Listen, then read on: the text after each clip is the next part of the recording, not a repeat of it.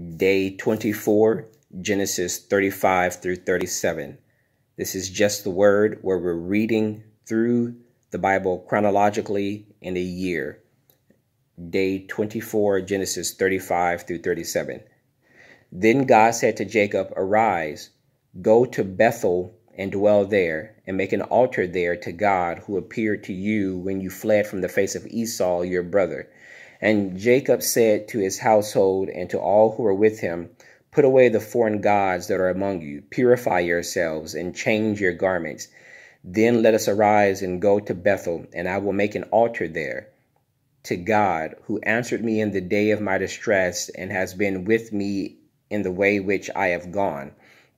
So they gave Jacob all the foreign gods which were in their hands, and the earrings which were in their ears. And Jacob hid them under the terebinth tree, which was by Shechem. And they journeyed, and the terror of God was upon the cities that were all around them, and they did not pursue the sons of Jacob. So Jacob came to Luz, that is Bethel, which is in the land of Canaan, he and all the people who were with him. And he built an altar there and called the place El Bethel, because there God appeared to him when he fled from the face of his brethren. Now Deborah, Rebekah's nurse, died, and she was buried below Bethel underneath the terebinth tree. So the name of it was called Allon Bachuth. Then God appeared to Jacob again when he came from Padan Aram and blessed him. And God said to him, "Your name is Jacob. Your name shall not be called Jacob anymore, but Israel shall be your name." So he called his name Israel. Also God said to him, "I am God Almighty. Be fruitful and multiply. A nation and a company of nations shall proceed from you, and kings shall come from your body. The land which I gave Abraham and Isaac I give to you, and to your descendants after you I give this land." Then God went up from him in the place where he had talked with him. So Jacob set up a pillar in the place where he talked with him, a pillar of stone, and poured a drink offering on it, and he poured oil on it. And Jacob called the name of the place where God spoke with him Bethel. Then they journeyed from Bethel, and when there was but a little distance to go to Ephrath, Rachel labored with childbirth, and she had hard labor. Now it came to pass when she was in hard labor that the midwife said to her, "Do not fear, you will have this son also." So it was, as her soul was departing, for she died, that she called his name Ben-Oni, but his father called him Benjamin. So Rachel died and was buried on the way to Ephrath, that is Bethlehem. And Jacob set a pillar on her grave, which is the pillar of Rachel's grave to this day. Then Israel journeyed and pitched his tent beyond the tower of Eder. And it happened when Israel dwelt in that land that Reuben went and lay with Bilhah, his father's concubine, and Israel heard about it. Now the sons of Jacob were 12. The sons of Leah were Reuben, Jacob's firstborn, and Simeon, Levi, Judah, Issachar, and Zebulun. The sons of Rachel were Joseph and Benjamin. The sons of Bilhah, Rachel's maidservant, were Dan and Naphtali. And the sons of Zilpah, Leah's maidservant, were Gad and Asher. These were the sons of Jacob, who were born to him in Padan Aram. Then Jacob came to his father Isaac at Mamre, or Kirjath Arba, that is Hebron, where Abraham and Isaac had dwelt. Now the days of Isaac were 180 years. So Isaac breathed his last and died, and was gathered to his people, being old and full of days. And his sons Esau and Jacob buried him. Chapter 36. Now this is the genealogy of Esau, who is Edom.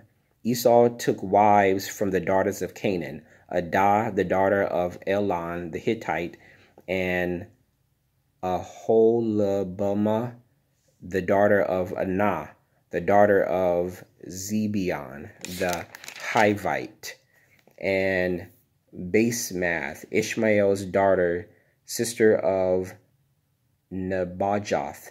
Now Adah bore Eliphaz to Esau, and Basemath bore Reuel, and Aholabama bore Jeush, Jalam, and Korah. These were the sons of Esau who were born to him in the land of Canaan. And Esau took his wives, his sons, his daughters, and all the persons of his household, his cattle, and all his animals, and all his goods which he had gained in the land of Canaan, and went to a country away from the presence of his brother Jacob. For their possessions were too great for them to dwell together, and the land where they were strangers could not support them because of their livestock. So Esau dwelt in Mount Seir. Esau is Edom. This is the genealogy of Esau, the father of the Edomites in Mount Seir. These were the names of Esau's sons: Eliphaz, the son of Adah, the wife of Esau, and Reuel, the son of Basemath, the wife of Esau. The sons of Eliphaz were Teman, Omar, Zepho, Gatam, and Kenaz. Now Timnah was the concubine of Eliphaz, Esau's son, and she bore Amalek to Eliphaz. These were the sons of Adah, Esau's wife. These were the sons of Reuel: Nahath, Zerah, Shema, and Mizah. These were the sons of Basemath, Esau's wife.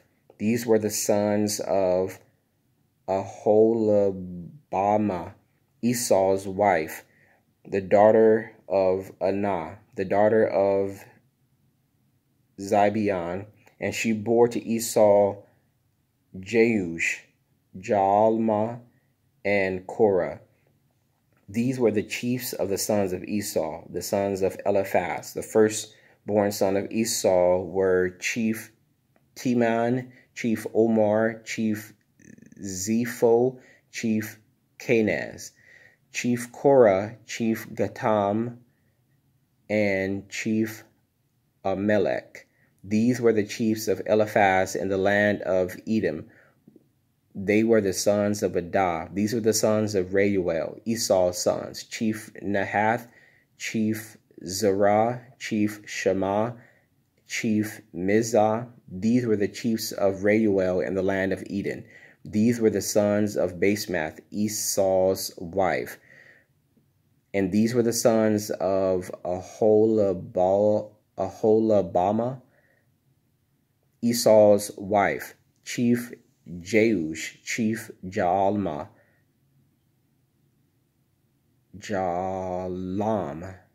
Chief Jalam, and Chief Korah. These were the chiefs who descended from Aholabama, Esau's wife, the daughter of Anah. These were the sons of Esau, who is Edom. These were their chiefs. These were the sons of Seir, the Horite, who inhabited the land: Lothan, Shobal, Zibeon, Anah, Dishon, Ezer, and Dishan. These were the chiefs of the Horites, the sons of Seir, in the land of Edom. And the sons of Latan were Hori and Hemam. Lothan's sister was Tema. These were the sons of Shobal: Alvan, Manahath, Ebal, Shepho, and Onam. These were the sons of Zebeon, both Ajah and Anah.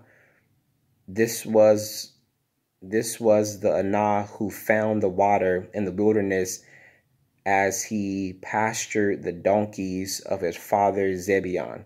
These were the children of Anah: Dishon and Aholabama. The daughter of Anah. These were the sons of Dishan: Hemdan, Eshban, Ithran, and Chiran. These were the sons of Ezer: Bilma, Zaazan, and Achan. These were the sons of Dishan, Uz, and Aran. These were the chiefs of the Horites: Chief Lothan, Chief Shabal, Chief Zebion, Chief Anah, Chief Dishan, Chief Ezer, and Chief Dishan. These were the chiefs of the Horites according to their chiefs in the land of Sur. These were the kings who reigned in the land of Edom, in the land of Edom, before any king reigned over the children of Israel. Bela, the son of Beor, reigned in Edom, and the name of the city was Dinhabah. And when Bela died, Jobab, the son of Zerah of Bozrah, reigned in his place. When Jacob died, Husham of the land of the Tinmanites reigned in his place. And when Husham died, Hadad, the son of Bedad, who attacked Midian in the field of Moab, reigned in his place. And the name of this city was Avith. When Hadad died, Shamla of Masreka reigned in his place.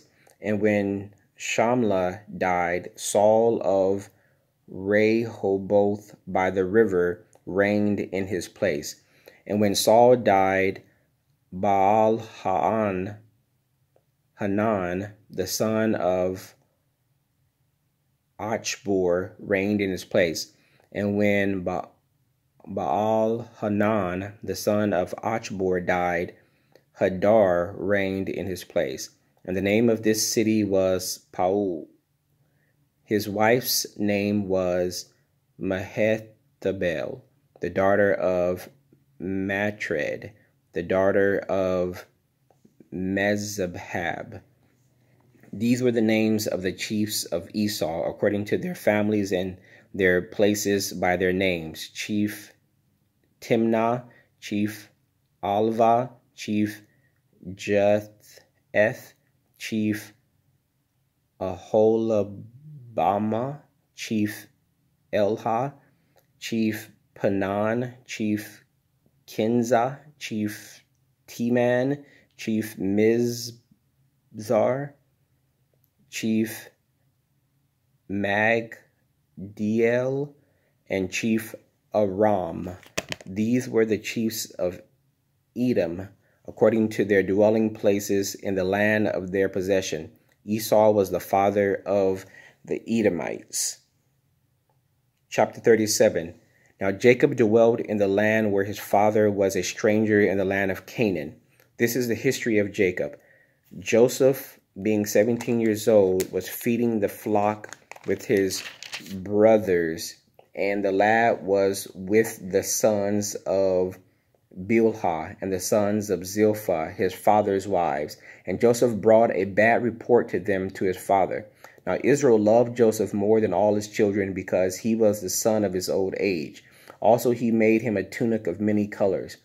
But when his brothers saw that their father loved him more than all his brothers, he hated him and could not speak peaceably to him. Now Joseph had a dream, and he told it to his brothers, and they hated him even more. So he said to them, "Please hear this dream which I have dreamed. There we were, binding sheaves in the field. Then behold, my sheaves arose and also stood upright. And indeed your sheaves stood all around and bowed to my sheaf." And his brother said to him, "Shall you indeed reign over us, or shall you indeed have dominion over us?" So they hated him even more for his dreams and for his words. Then he dreamed still another dream, and told it to his brothers, and said, "Look, I have dreamed another dream." And this time the sun, the moon, and the 11 stars bowed down to him. And he told it to his father and his brothers. And his father rebuked him and said to him, "What is this dream that you have dreamed? Shall your mother and I and your brothers indeed come to bow down to the earth before you?" And his brothers envied him, but his father kept the matter in mind. Then his brothers went to feed their flocks in Shechem. And Israel said to Joseph, "Are not your brothers feeding the flock in Shechem? Come, I will send you to them." So he said to him, "Here am I." Then he said to him, "Please go and see if it is well with your brothers and well with their flocks, and bring back word to me." So he sent him out of the valley of Hebron, and he went to Shechem. Now a certain man found him, and there he was, wandering in the field. And the man asked him, saying, "What are you seeking?" So he said, "I am seeking my brothers. Please tell me where they are feeding their flocks." And he said, "They have departed from here, for I heard them say, 'Let us go to Dothan.'" And Joseph went after his brothers and found them in Dothan. And when they saw him afar off, even before he came near them, they conspired against him to kill him. Then they said to one another, "Look, this dreamer is coming. Come therefore, let us now kill him and cast him into some pit, and we shall say, 'Some wild beast has devoured him.' We shall see what will become of his dreams." But Reuben heard it, and he delivered him out of their hands and said, "Let us not kill him." And Reuben said to him, "Shed no blood, but cast him into this pit which is in the wilderness, and do not lay a hand on him, that he may deliver him out of their hands and bring him back to his father." So it came to pass, when Joseph had come to his brothers, that they stripped Joseph of his tunic, the tunic of many colors that was on him. Then they took him and cast him into a pit, and the pit was empty, there was no water in it. And they sat down to eat a meal. Then they lifted their eyes and looked, and there was a company of Ishmaelites coming from Gilead with their camels, bearing spices, balm, and myrrh on their way to carry them down to Egypt. So Joseph said to his brothers, "What profit is there if we kill our brother and conceal his blood? Come, let us sell him to the Ishmaelites, and let not our hand be upon him, for he is our brother and our flesh." And his brothers listened. Then Midianite traders passed by. So the brothers pulled Joseph up and lifted him out of the pit and sold him to the Ishmaelites for 20 shekels of silver. And they took Joseph to Egypt. Then Reuben returned to the pit, and indeed Joseph was not in the pit, and he tore his clothes. And he returned to his brothers and said, "The lad is no more, and I, where shall I go?" So they took Joseph's tunic, killed a kid of the goats, and dipped the tunic in blood. Then they sent the tunic of many colors, and they brought it to their father and said, "We have found this. Do you know whether it is your son's tunic or not?" And he recognized it and said, "This is my son's tunic. A wild beast has devoured him. Without doubt, Joseph is torn to pieces." Then Jacob tore his clothes, put sackcloth on his waist, and mourned for his son many days. And all his sons and all his daughters arose to comfort him, but he refused to be comforted. And he said, "Shall I go down into the grave to my son in mourning?" Thus his father wept for him. Now the Midianites had sold him in Egypt to Potiphar, an officer of Pharaoh and captain of the guard. May the Lord add a blessing to the reading of the word. That was day 24, Genesis 35 through 37.